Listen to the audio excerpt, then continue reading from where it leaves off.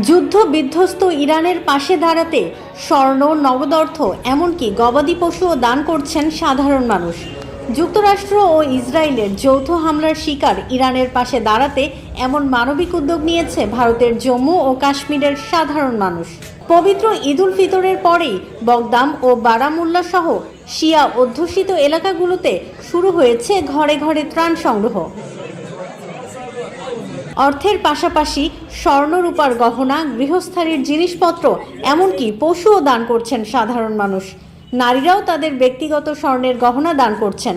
এক কাশ্মীরি তার প্রয়াত স্বামীর স্মৃতিচিহ্ন হিসেবে ২৮ বছর ধরে রেখে দেয়া একটি স্বর্ণের স্মারক তুলে দিয়েছেন ত্রাণ তহবিলে। ভারতে অবস্থিত ইরানের দূতাবাস সামাজিক যোগাযোগ মাধ্যমে সেই ছবি ও ভিডিও শেয়ার করে কাশ্মীরবাসীর এই উদ্যোগের প্রশংসা করেছে। ভিডিও ও ছবিতে দেখা যাচ্ছে মানুষজন একটি কমিউনিটি সেন্টারে সমবেত হয়ে মূল্যবান জিনিসপত্র ও অর্থ জমা করছেন। বগদাম থেকে উঠে আসা এই ত্রাণকে একত্রিত মানবিক সহায়তার প্রতিফলন হিসেবে বর্ণনা করা হয়েছে।